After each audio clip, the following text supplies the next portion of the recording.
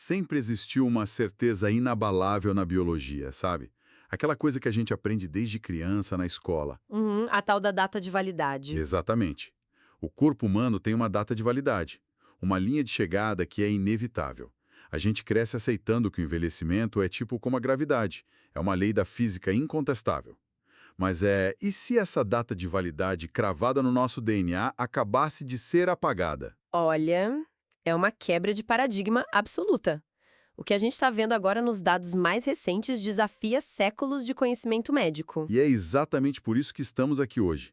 A missão dessa nossa imersão é mergulhar de cabeça numa pilha de artigos e pesquisas recentes, especificamente os novos estudos liderados por cientistas de Harvard e da Universidade de New South Wales, além dos dados do laboratório Sinclair. Ah, sim, material do laboratório Sinclair é riquíssimo nisso. Demais. E a revelação principal que vamos destrinchar hoje é de cair o queixo, porque o envelhecimento pode deixar de ser uma lei imutável para se tornar uma doença tratável. E olha, não estamos falando de dietas milagrosas, exercícios ou aqueles suplementos duvidosos que prometem um mundo, sabe? Uhum, a gente está falando de química pura. Química pura. Um coquetel capaz de reverter o envelhecimento celular em questão de dias, menos de uma semana. O que é fascinante aqui, e eu adoro bater nessa tecla, é que a verdadeira inovação não está apenas em forçar uma célula velha a rejuvenescer. Quer dizer, a ciência já flertava com isso há quase 2 décadas. Verdade, não é uma ideia exatamente nova no papel. Pois é, mas o grande salto tecnológico documentado nessas fontes é conseguir esse rejuvenescimento usando moléculas químicas pequenas que não alteram o genoma da célula. Ou seja, a célula não esquece quem ela é. Exato. A identidade original daquele tecido é totalmente preservada enquanto o relógio biológico retrocede. É um processo muito mais limpo. Mas para quem está ouvindo entender o quão monumental é essa descoberta química, a gente não pode simplesmente pular para o resultado final, né? Com certeza não, falta o contexto. Sim, a gente precisa olhar para o que a ciência estava tentando fazer antes e por que esse caminho antigo era perigosíssimo. Isso leva a nossa conversa da genética pura direto para a química. Então, qual era o cenário antes desses novos coquetéis? Bom, se a gente conectar isso à imagem maior da medicina regenerativa, a gente precisa voltar para 2006, com a famosa técnica dos fatores de Yamanaka. Ah, o Nobel. Isso, o cientista Shinya Yamanaka descobriu que a inserção de 4 fatores de transcrição específicos que na literatura são conhecidos como OCT4, SOX2, KLF4 e CMYC. Peraí. Sopa de letrinhas pesada logo de cara. Traduzir isso para o mundo real. A sigla OSKM. O que são esses fatores na prática da biologia celular? Justo. Pense nesses fatores como interruptores mestres dentro da célula.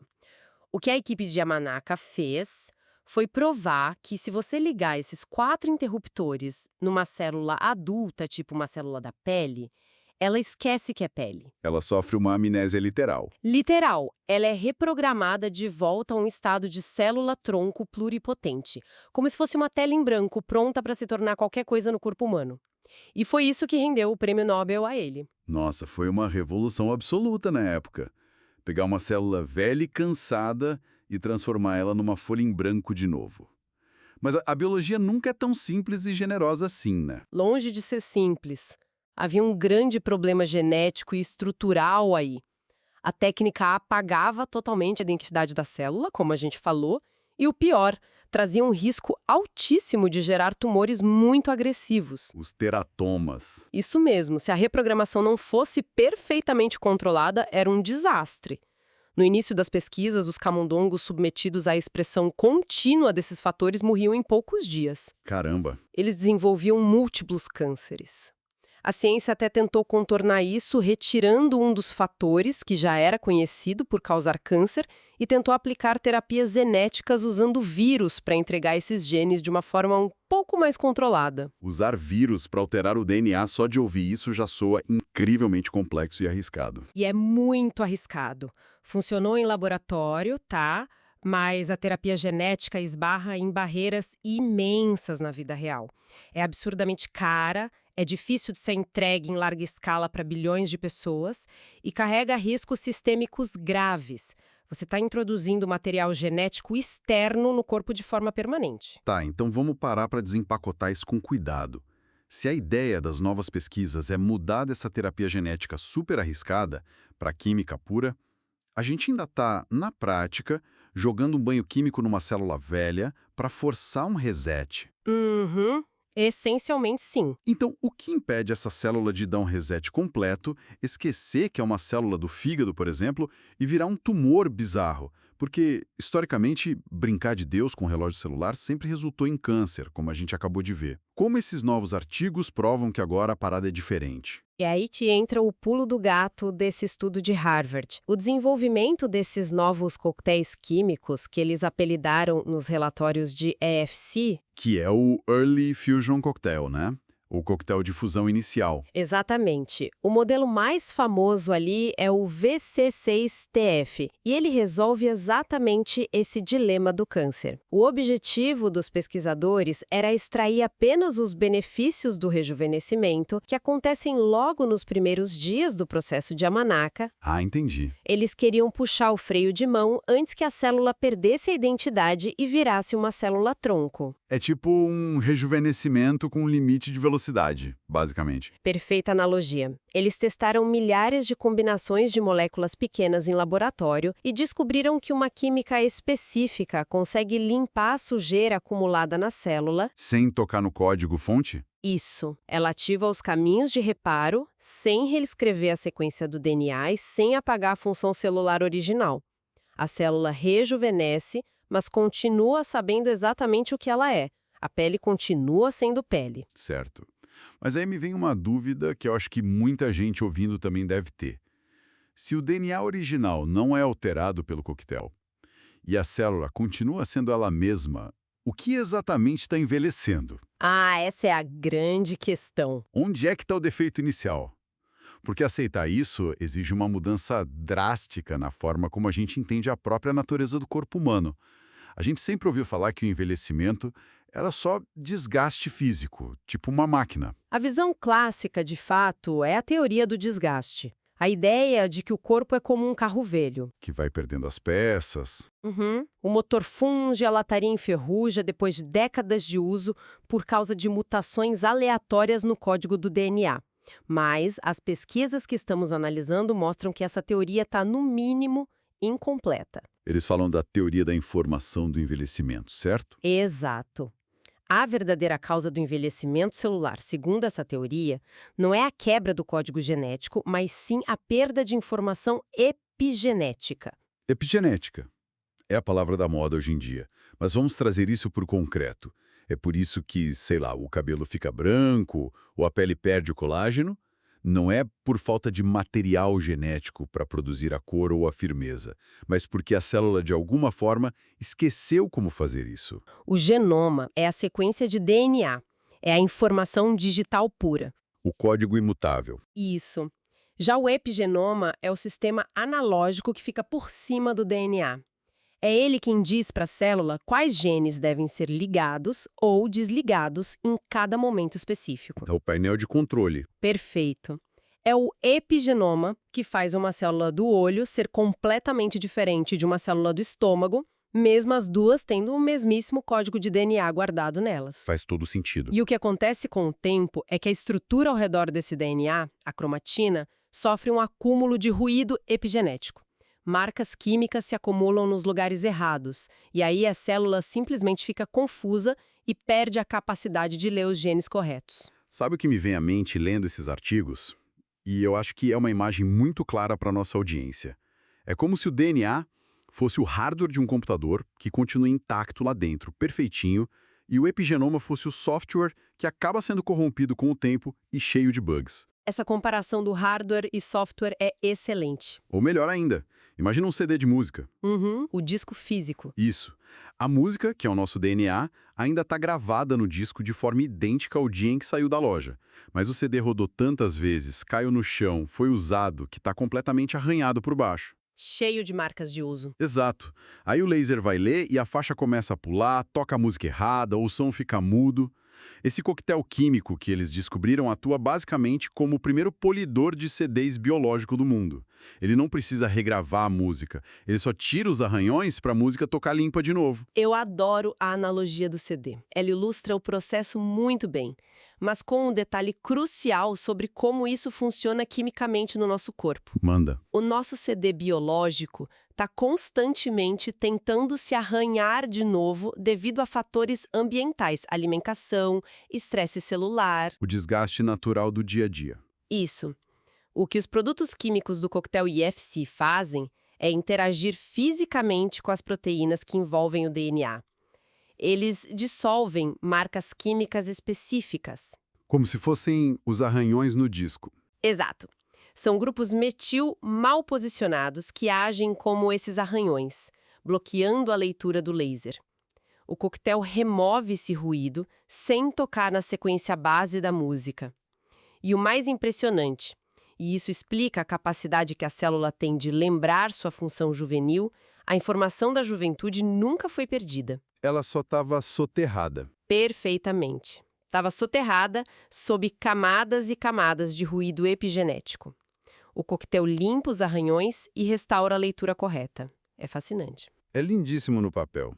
A teoria do software corrompido faz todo sentido, logicamente. Mas a gente sabe que a biologia no mundo real é bem caótica. É muito caótica. Então, o que acontece quando esse polidor de CD químico sai das hipóteses e é aplicado em tecidos biológicos de verdade? Porque, vou te falar, lendo os relatórios do laboratório Sinclair nos documentos, os resultados começam a soar quase como feitiçaria, né? Parece mágica mesmo, mas é ciência muito rigorosa. Para medir o rejuvenescimento na prática, sem ter que esperar, anos para ver se um camundongo vive mais, os cientistas precisavam de um marcador visual rápido e confiável no laboratório. Uma prova imediata de que a célula ficou mais jovem. Exatamente. Aí eles usaram um ensaio chamado compartimentalização núcleo-citoplasmática. A sigla é NCC. Pausa rápida. Compartimentalização núcleo-citoplasmática. É o jargão atacando de novo. Opa, foi mal. É um trava-língua mesmo. Vamos destrinchar isso, para ninguém ficar para trás. O que essa palavra gigantesca quer dizer na prática, ali na bancada do laboratório? Certo. Em termos muito simples. Imagina o núcleo da sua célula como uma represa. Tá, uma represa de água.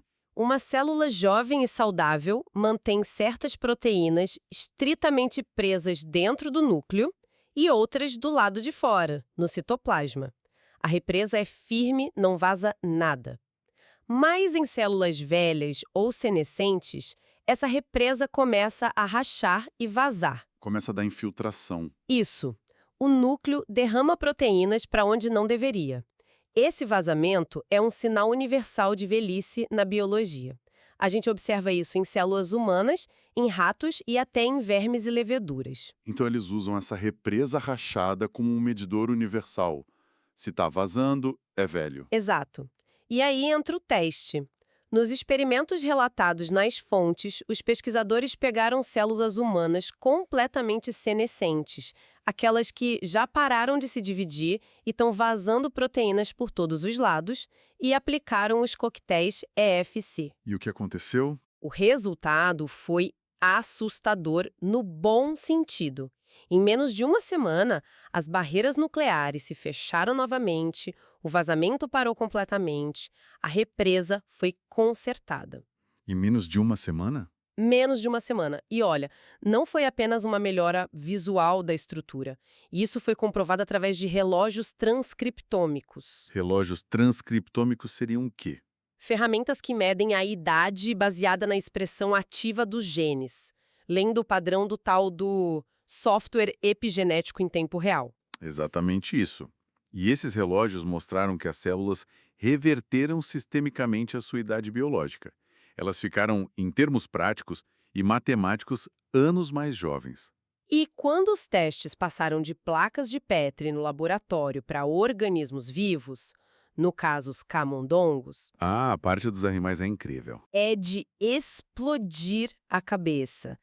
Eles observaram músculos recuperando a força original e o metabolismo voltando a níveis de quando o animal era apenas um filhote. Nossa, mas aqui é que a coisa fica surreal de verdade. Porque, olha, melhorar músculo e acelerar o metabolismo é maravilhoso. Mas as fontes documentam algo muito mais absurdo. Eles falam sobre a regeneração de neurônios. Sim, o ensaio do nervo óptico. A equipe usou a lógica desse rejuvenescimento químico e aplicou no nervo óptico, conseguindo simplesmente reverter a cegueira em camundongos velhos. E, pelo que eu sempre entendi de biologia básica, o sistema nervoso central, uma vez danificado, era um caminho sem volta mesmo. Era o dogma central da biologia médica. Pois é, um neurônio morto ou danificado pela idade avançada simplesmente não voltava a crescer. E eles fizeram crescer. O que ocorreu nesse experimento é um marco divisório na história da medicina regenerativa. Eles esmagaram fisicamente os nervos ópticos dos animais para simular um dano grave. Que agonia! É pesado. Normalmente, o tecido cicatrizaria e o nervo morreria permanentemente. O animal ficaria cego para sempre. Mas, ao aplicar o princípio do rejuvenescimento, o nervo óptico se regenerou como se o animal fosse um embrião ainda em desenvolvimento. Ele literalmente voltou no tempo biológico. Voltou.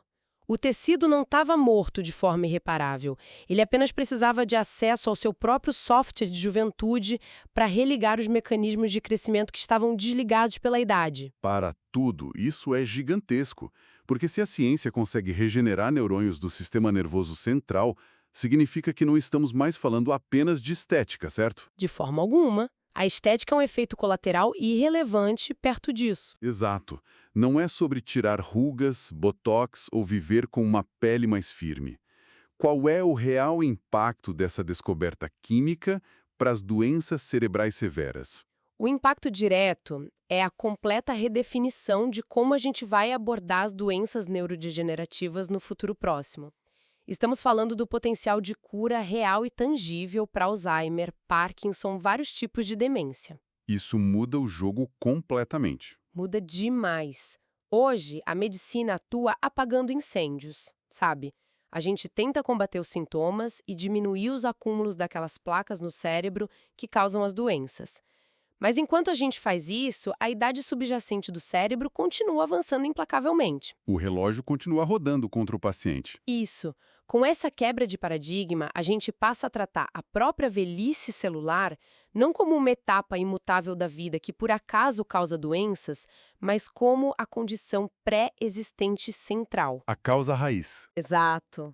E o mais importante, uma causa raiz tratável. Se a idade da célula neuronal for revertida quimicamente, o próprio cérebro recupera a resiliência de um cérebro jovem. Ele ganha a capacidade de limpar sozinho as placas e os emaranhados que causam o Alzheimer, por exemplo. É uma mudança de lente que chega a dar vertigem se a gente pensar muito. A velhice perde o status de destino obrigatório e vira uma condição médica tratável. É loucura. É o fim de uma era, na biologia. Mas, se a gente resolver o aspecto químico, vamos supor que a gente prove definitivamente que reverter o envelhecimento é tão viável quanto tomar um comprimido de antibiótico para uma infecção de garganta. Uhum. E os dados apontam para essa viabilidade. Certo. Então, a gente precisa sair do microscópio agora e olhar para a rua, olhar para a macroestrutura da nossa civilização. Porque o que acontece com a humanidade como um todo quando a cura para a morte natural, ou para o declínio natural, se torna uma pílula de farmácia? A matemática da nossa sociedade simplesmente não fecha mais. Nem um pouco. E essa é a fronteira onde a biologia se choca de frente com a sociologia e a economia global.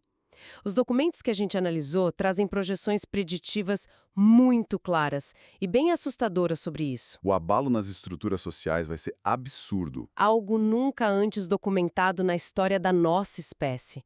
Imagina o impacto da expectativa de vida humana saltar repentinamente para 150 ou até 200 anos de idade e com plena vitalidade física. A pessoa chega aos 150 com a saúde de 30. Exato. O conceito moderno de aposentadoria aos 60 ou 65 anos se torna um modelo econômico totalmente obsoleto e impossível.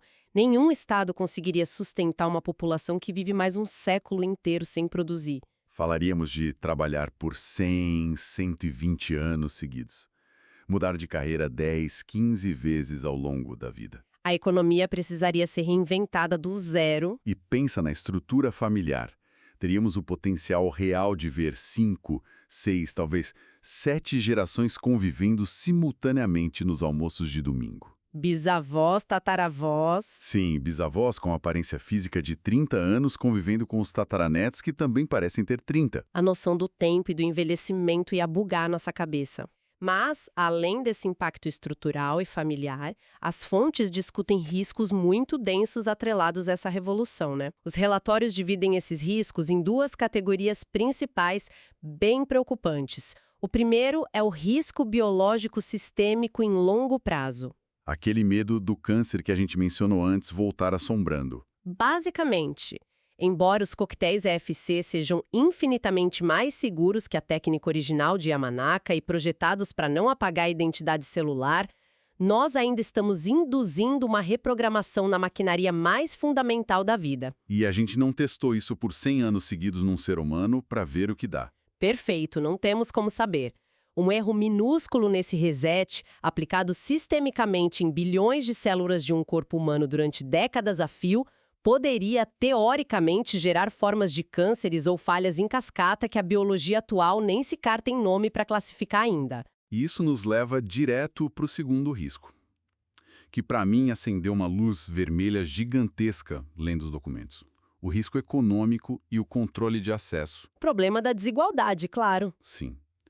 Quem controla esse coquetel? A gente está caminhando por uma cisão evolutiva na nossa própria espécie. Porque, lendo os relatórios de mercado incluídos lá nas fontes, existe uma preocupação explícita com o fato de que a indústria farmacêutica, a Big Pharma, enxerga nisso o maior monopólio da história do capitalismo. E seria, né? É um produto que literalmente todo ser humano vivo ia querer. É literalmente a pílula para continuar vivendo. Os documentos exploram a criação de duas classes humanas distintas e definitivas. Eles chamam de os mortais, que são as pessoas comuns que não têm dinheiro para o tratamento e continuam envelhecendo e morrendo naturalmente, e os amortais. Uma elite ultra rica. Isso, uma elite que não só concentra o capital global por séculos a fio, sem nunca passar herança, mas agora compra o próprio tempo. Trazendo um contexto um pouco mais analítico e frio para esse ponto, a história da medicina mostra que a distribuição inicial de tecnologias de ponta é sempre restrita. Sempre focam em quem pode pagar. Vimos isso dos primeiros antibióticos até os tratamentos de terapia genética atuais, que chegam a custar milhões de dólares por uma única dose hoje em dia. A transição teórica para um modelo de tratamento baseado em moléculas químicas pequenas, como o FC, baratearia absurdamente o custo de fabricação na fábrica. Produzir a pílula seria barato. Muito barato. Mas o valor não está na produção. Está nos direitos de propriedade intelectual. As patentes desses coquetéis valeriam trilhões. A falta de regulação prévia por parte dos governos poderia de fato transformar a desigualdade financeira atual que a gente já conhece numa desigualdade biológica permanente e implacável. É assustador pensar que essas patentes não são roteiro de filme de ficção científica. Elas já estão sendo depositadas agora pelos laboratórios e universidades. Não é um debate filosófico para os nossos bisnetos resolverem no próximo século. É um abismo legal e ético para a nossa próxima década. Resumindo de forma bem prática o que todo esse volume de evidências experimentais e projeções nos mostra, a ciência parece ter, de fato, finalmente decodificado o mecanismo fundamental da juventude. O santo graal da biologia. Pois é. Ao focar no epigenoma e provar que é possível usar a química pura para limpar o ruído acumulado sem precisar alterar a delicada sequência base do DNA, a gente quebrou uma barreira biológica que parecia absolutamente intransponível. O hardware está seguro. E agora a humanidade encontrou a primeira versão do código químico para consertar o software sempre que ele começar a falhar. Resumiu perfeitamente. Nós estamos, de forma muito literal, na beirada de um precipício monumental. De um lado, a gente tem a promessa de um futuro brilhante e sem o sofrimento horrível das doenças degenerativas. Um mundo onde a sabedoria que alguém acumula por um século inteiro pode habitar um corpo com energia e a resiliência dos 20 e poucos anos. É um sonho maravilhoso. E do outro lado, a sombra muito pesada dessa distopia de desigualdade extrema, com monopólios corporativos possuindo as chaves da nossa própria existência prolongada, onde quem é pobre morre e quem é rico vive para sempre. É o paradoxo do progresso, mas o conhecimento já está posto sobre a mesa. Reverter a idade com produtos químicos é possível. A questão científica está resolvida, basicamente. A grande pergunta não é mais se, mas quando e principalmente como isso será escalado para a população. E antes da gente encerrar essa análise profunda de hoje, tem uma provocação que vai muito além da biologia ou da economia, sabe? Uma coisa que fica ecoando na cabeça depois de ler e processar tudo isso. Qual seria o lado filosófico da coisa? Exatamente isso. Imagina se a gente resolveu o acesso. Se a data de validade da vida for realmente apagada para todo mundo e o tempo se tornar uma estrada quase infinita. O que acontece com a psicologia da nossa motivação humana? Nossa, isso é uma pergunta pesada. Pensa bem, a pressa de inovar, a intensidade desesperada de amar profundamente alguém, o ímpeto de correr atrás dos nossos sonhos agora, hoje, será que tudo isso não existe justamente porque lá no fundo do nosso instinto, nós sabemos que nosso tempo é cruelmente limitado? A urgência da finitude, né? Isso. A morte ali no cangote é o que nos faz agir. É o que dá valor ao tempo. Se o fim natural deixar de ser o prazo, corremos o sério risco de nos tornarmos uma sociedade de pessoas eternamente jovens por fora, polidas e impecáveis, como aquele CD sem nenhum arranhão, mas completamente vazias e apáticas por dentro, sem motivo para levantar da cama. A possibilidade que a ciência não pode medir em tubo de ensaio. Pois é. Fica a reflexão para quem está acompanhando a gente hoje. Conhecendo todos os maravilhosos benefícios, os efeitos colaterais biológicos não mapeados e os terremotos sociais inevitáveis, teria coragem de tomar a primeira dose desse coquetel amanhã? Pense nisso. O futuro já chegou e ele é puramente químico.